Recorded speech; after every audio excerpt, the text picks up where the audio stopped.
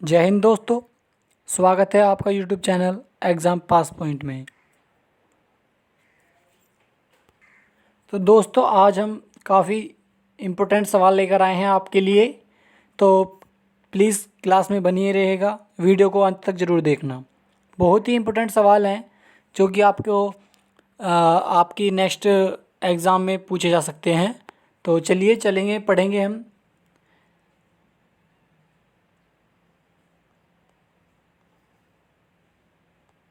चलिए सवाल की तरफ चलते हैं देरी ना करते हुए। सवाल है हमारा पहला स्क्रीन पर, इसको पढ़ते हैं हम। इंपीरियल बैंक ऑफ इंडिया की स्थापना किस वर्ष की गई थी? तो जो हमारा इंपीरियल बैंक था, इंपीरियल बैंक ऑफ इंडिया था, उसकी स्थापना किस वर्ष की गई थी? तो दोस्तों उसकी वर्ष 1921 में की गई थी। क्यों? ऑप्शन नंबर ए इसका आंसर हो जाएगा। 1921 में। ठीक है, तो याद रहेगा, कॉपी पेंसिल लेकर तैयार रहिएगा। चलिए, या फिर आप स्क्रीनशॉट ले लीजिएगा। चलते हैं अगले सवाल पर। अगला सवाल है आपकी स्लाइड पर, पढ़िएगा। सवाल है, निम्नलिखित में से कौन सा व्यवस्थापिक का कार्य नहीं है? ठीक है, प्रश्न बहुत इंपॉर्टेंट है, काफ़ी बार पूछा जा चुका है। तो चलिए क्या है, ऑप्शंस हैं बजट बनाना, कानून बनाना, बजट पारित करना, या फिर कार्यपालिका पर नियंत्रण। तो दोस्तों व्यवस्थापिका का कार्य जो है वो बजट बनाना नहीं है। तो इसका आंसर हो जाएगा ऑप्शन नंबर ए, बजट बनाना। यह इसका कार्य नहीं है, ध्यान रहेगा। चलिए चलते हैं अगले सवाल पर। अगला सवाल आपकी स्क्रीन पर है, सवाल को पढ़ते हैं। सवाल है, सामाजिक समझौता सिद्धांत के प्रणेता कौन है? जो कि सामाजिक समझौता सिद्धांत है, उसके प्रणेता कौन है?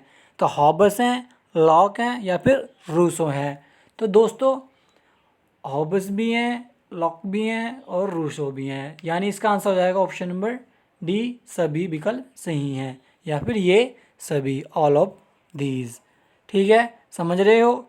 नोट डाउन कर लीजिएगा या फिर इसका स्क्रीनशॉट ले लीजिएगा। चलिए चलेंगे अगले सवाल की तरफ तेजी के साथ। तो अगला सवाल आपकी स्लाइड पर है, पढ़ते हैं इसको एनर्जी के साथ।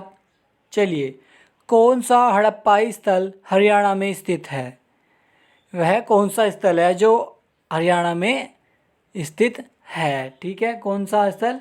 हड़प्पाई स्थल, हड़प्पाई स्थल हरियाणा में स्थित है। तो कौन सा है? राखी गढ़ी है, धोलावीरा है, कालीबंगन है, या फिर आलमगीरपुर है। तो दोस्तों जो राखी गढ़ी है वो हरियाणा में स्थित है। कहाँ पर है?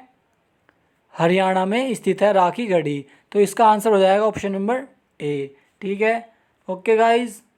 चलिए अगले सवाल पर चलते हैं।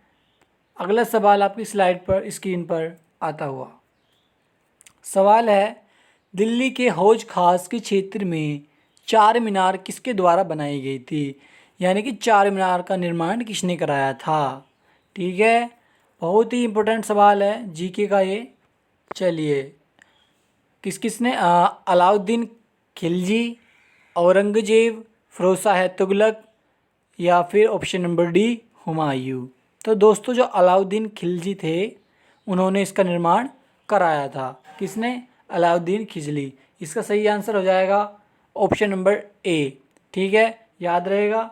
चलिए, तो चैनल को सब्सक्राइब भी कर लीजिएगा और वीडियो को लाइक भी कर दीजिएगा। ओके फ्रेंड्स, चलिए अगला सवाल है, कौन सा एक स्थान दिल्ली सल्तनत की अल्पकालीन राजधानी थी? यानी कि ये चार शहर के नाम दिए गए हैं, ये वो शहर हैं, उनमें से एक शहर वो है जो कि एक दिल्ली सल्तनत की अल्पकालीन राजधानी रह चुकी है। ठीक है, तो हमें बताना है क्या है कि अहमदाबाद, देवगिरी, जयपुर, कुरुक्षेत्र। ठीक है गाइज, तो जो देवगिरी था वो दिल्ली सल्तनत की अल्पकालीन राजधानी रह चुकी है। ठीक है, इम्पोर्टेंट सवाल है। क्या आंसर हो जाएगा ऑप्शन नंबर बी। ठीक है, क्या इम्पोर्टेंट है। ठीक है, चलिए अगले सवाल पर चलते हैं। अगला सवाल है, अढ़ाई दिन का झोपड़ा किस राज्य में स्थित है। बहुत फेमस है, बहुत ही ज़्यादा। चलिए, तो उत्तर प्रदेश में है, राजस्थान में है, महाराष्ट्र में है या फिर मध्य प्रदेश में है। तो अढ़ाई दिन का झोपड़ा किस राज्य में है। राजस्थान में। कहाँ पर। राजस्थान में। ठीक है, तो इसका आंसर हो जाएगा ऑप्शन नंबर बी, राजस्थान। ध्यान रखिएगा। ओके, चलिए अगला सवाल है, योशंग त्यौहार किस राज्य में मनाया जाता है। ठीक है गाइज, यानी कि योशंग त्यौहार बहुत मतलब कि इम्पोर्टेंट है, बहुत ज़्यादा। ठीक है, तो हमारे पास ऑप्शंस हैं महाराष्ट्र, मणिपुर, झारखंड या फिर उड़ीसा। तो दोस्तों मणिपुर में योशंग त्यौहार मनाया जाता है। कहाँ पर। मणिपुर। ठीक है, तो इसका आंसर हो जाएगा ऑप्शन नंबर बी, इसका सही आंसर हो जाएगा। चलिए अगले सवाल पर। अगला सवाल है, मनुष्य के नाखून किसके बने होते हैं। यानी कि जो हमारे नाखून हैं वो किस चीज़ के बने होते हैं। ऑप्शन है हमारे पास। Option number A albumin, carotene, elastin या फिर इनमें से कोई नहीं।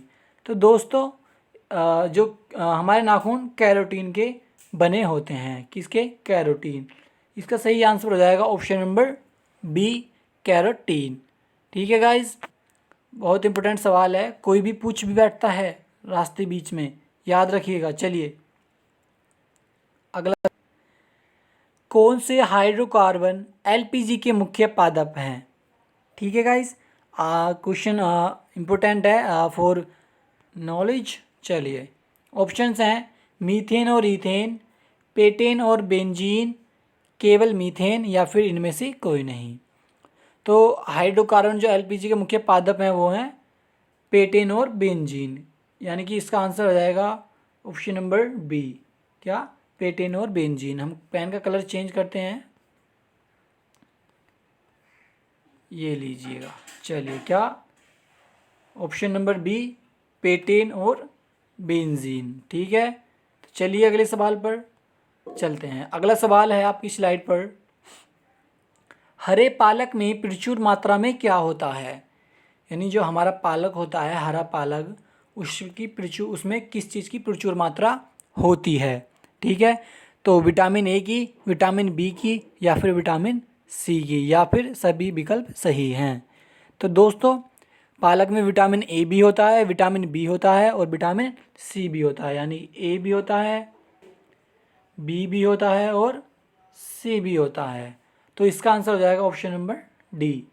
क्या। ऑप्शन नंबर डी इसका आंसर हो जाएगा, यानी सही विकल्प, सभी विकल्प सही हैं। ठीक है गाइज, याद रखिएगा कि पालक में क्या कौन कौन से विटामिन होते हैं। ठीक है, चलिए अगला सवाल है, नदियों में जल प्रदूषण के स्तर को किसके द्वारा मापा जाता है। यानी कि नदियों में जो जल का प्रदूषण है वो उसका जो स्तर हाई हो जाता है वो किसके द्वारा मापा जाता है। ऑक्सीजन की विघटित मात्रा, नाइट्रोजन की विघटित मात्रा, ओजोन की विघटित मात्रा या फिर क्लोरीन की विघटित मात्रा। तो दोस्तों ऑक्सीजन की विघटित मात्रा इसका सही आंसर हो जाएगा। ठीक है, क्या ऑप्शन नंबर ए इसका सही आंसर हो जाएगा। ठीक है, याद रखिएगा, बहुत इंपॉर्टेंट सवाल है। चलिए यहाँ पर सवाल समाप्त हो चुके हैं। तो दोस्तों चैनल को सब्सक्राइब करना ना भूलें और वीडियो को लाइक शेयर करना ना भूलें। ठीक है गाइज, आप ही की सपोर्ट है, आप प्लीज़ सपोर्ट कीजिएगा। चलिए मिलते हैं अगली वीडियो में। जय हिंद दोस्तों।